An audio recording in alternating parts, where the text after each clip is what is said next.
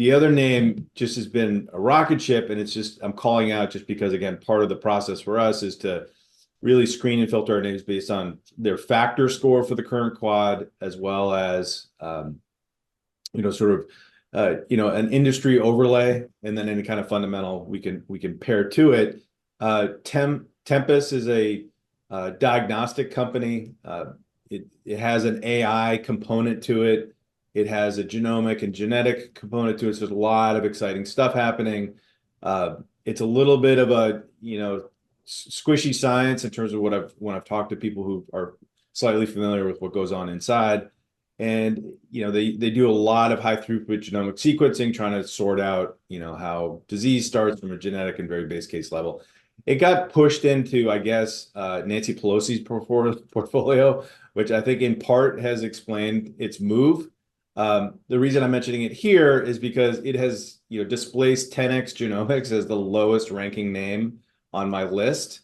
That's relevant, I think, just because heading into next quarter and quad 3, I'm getting increasingly bared up by the day in terms of how the data is coming in, how, at different aspects of the earnings calls that are coming through. If the group breaks, names like this will break alongside. So I'm sort of sizing this one up. It's not going to show up on your list until it breaks trend, trade or trend, and that, based on how it's been going the last couple of weeks, is certainly not in the area code of happening.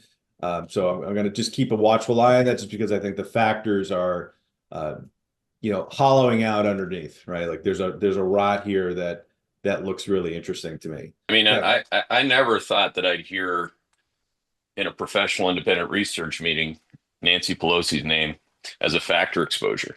If there's one dumbass tweet that is most recurrent in my tweet stream in terms of replies, it's about my book. It's that I don't need to read a book. I just need to watch Nancy Pelosi. And it's Yeah. like, and it's like, it's a meme, right? It's just like any other Yeah. bull. Like when we got into quad 2 in 2021, all these yo-yos thought they had it all figured out that way too. What are they really seeking there in saying Pelosi's portfolio, or back then with GameStop? They just want the shortcut. They don't Right. want to learn. They don't want to learn a process. And it is a good shortcut if it's self-perpetuating, which only happens in quad 2, right? Right. So, and then you blow up. So it's a thing. Like I wouldn't fade if there's a Nancy Pelosi factor exposure that Goldman's trading on. I wouldn't fade that until we're at a quad 2. Why would you? Yeah, I'm not. That's exactly why I'm calling it out. Like, listen, it's literally the worst ranked name on my list, right? It is a screaming short that I'm not going to touch, right? Like until it's time. And the time part is the sort of this last point is, if you look at sort of, I've been measuring the slope of the line thing. It works really, really well in terms of understanding sort of slope and acceleration of the estimate trend. So what's the behavior, right? Like what is consensus doing with their numbers? Not so much is it up, down, and what's my multiple. The slope of the line actually tells you what the multiple should be, right? So if you look at the steepener, right, like if estimates are flat and not going up, your acceleration is 0 to negative. That's a lower multiple regime. It's hard to detect. We can do it with this number, and it's part of our factor scoring system. But what we're going to see here is that, if I look at the most representative healthcare ETF is the Vanguard one. It doesn't trade well, so it's hard to deploy as in my PA. I would love to be able to trade this thing, but it's a little thin, particularly on the option side. But the multiple on that ETF peaked out at 27 in September. And if you remember, I was like, oh my God, like this is sort of peak. I want to be less long. I want to start getting shorter healthcare for quad 3 and Q4. And that represents sort of the rolling over point.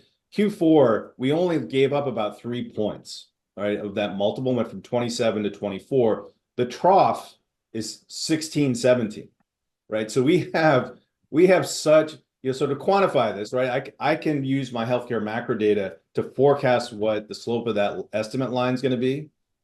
Plus, now I can put a multiple on that. So I can say, okay, well, this slope of the line means X multiple. So I can sort of just do a simple regression and come out with an output. I know it's going to be closer to that 16, 17 level from the current 24. So if peak is 27, we're at 24, 25. we've got several turns lower for healthcare here, particularly in the next 6 weeks as you head into this quad 3 environment. Plus, that estimate trend took a major rollover in the last 2 weeks, right? So, and what happened in the last 2 weeks? Things had bottomed in January, rallied all through this quad 2. Again, estimates were fine. They weren't great, but they were fine. But RFK getting settled into the Secretary of HHS, plus the firings beginning on Friday or whatever whatever mayhem is going to be wrought on the system.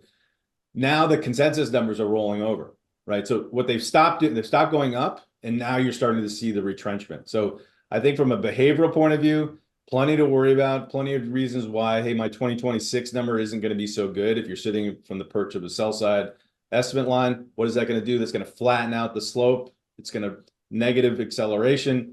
That's going to bring the multiple lower, upwards of, call it 8 points from a base of 24. That's a total disaster. It's going to be very easy to short stocks, or at least not be long from here. Hey there, Hedgeye Nation, or if you're not part of Hedgeye Nation, thanks for watching Hedgeye on YouTube. If you haven't already, make sure to click on the button below there. Subscribe to our YouTube page. You can also follow the link in the description to our website to get even more great investing content.